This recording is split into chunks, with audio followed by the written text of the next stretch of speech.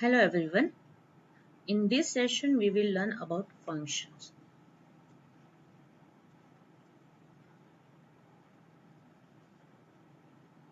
In this particular topic we will see the concept of the user defined function, what is prototype, what is the definition of function, parameters, parameter passing, how to call a function, what is recursive function and what is macro preprocessing. Now what is functions? Function is a group of statements in a single unit known by some name which is perform some well and predefined task. There are two types of functions available in C. One is a user defined function and another one is a library function which is also known as a built-in functions. What is user defined function? User defined functions are the function which are created by the programmer in a program. And what is the library function? While the function which are available in the library or which are already built into the C compiler, they are known as a built-in functions. Now, why we in the need to write a user-defined function?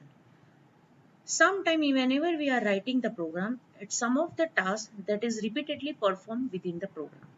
So instead of writing the repeated code many times at the various places in the program, we will make the separate body of that program. So what is it? When some portion of the code is repeated in a program and when there is a definition purpose of the code, we can write that part of the code as a function. What is happening in this? If we are not writing that code separately, which are repeated, in that case, what happened? In that case, the size of the program increasing. As the size of the program increases, it becomes difficult to understand, debug and maintain the program. So it is beneficial to make that particular part of the program to be separate from the main. So the code is written as a one unit having some name. Therefore, user-defined functions are created for doing some specific task in a program. Use of a function will also reduce the size of the program and the complexity of the program. Generally, whenever we are writing the user-defined function, the example can be my underscore name square underscore area. You cannot write at the square space area. It is an invalid function name. Now we will say the library function. A built-in function is called the library function. We have already seen the various built-in function in the previous sessions. Printf, scanf, get character, put character, get ch, put ch and many more. Now how the function is executed. This is the snapshot of the program. You are writing the main. Within a main there is a one function statement and there is another function statement. These statements, function 1 and function 2, are known as a function call. Apart from the main, there is a separate one function which named as a function 1 and another code that is named as a function 2. Now we will see how the program will start the execution. Your C compiler will always start the execution from the main. It starts executing the program one by one. Whenever it reaches to the function 1, it will searching for the function definition. It jump the control to the function 1 statement. Then after it will execute whatever statement we have written in the body of the function 1, it will be executed by the compiler. As soon as it will finish the execution, it will return back to the next line where you have called the function 1. Again, it will start execution in the sequence manner within the main itself. Then after, suppose it will find another function call, that is a function 2. As soon as it will find the function 2 call, it will searching for the definition of the function 2. It will find the function 2 definition, it will execute the body of the function and it will return to the function 2 in the main. This way it will perform the execution of the functions. Now whenever we are using the function, there are totally three types of statements that you have to use. You have to keep in mind this. Three statements are the function declaration, second one is the function definition, and third one is the function call. Now we will see what is the function declaration prototype. Now We already have seen the variable. Whenever we want to use the variable, we are declaring the variable.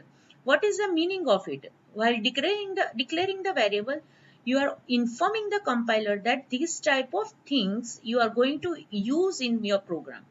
Exactly similar way, whenever you want to use the function, you have to inform the compiler that this particular function I am going to use in my program. The syntax of the function declaration is function return types. Now function return type is the any valid data types available in the C. Then the function name, then the argument list. Arguments list are separated by the comma. This function declaration is known as a function prototype also. Here is the sample example I have given for that function declaration. Suppose I am writing int sum within the bracket int x and int y. What is the meaning of this statement? The meaning of this statement is your function will return the integer value. The function name is sum. It will take the two parameter integer x and integer y. Similar way, second statement is defined as a void print message. Within the bracket, we are not passing anything. What is the meaning of that? Your function is returning void. Void means your function is not returning anything. Print message is the function name, and within the bracket, we are not passing anything to the function. The meaning is it will not take any argument and even it is not returning anything. Function definition. Function definition is actually the function implementation.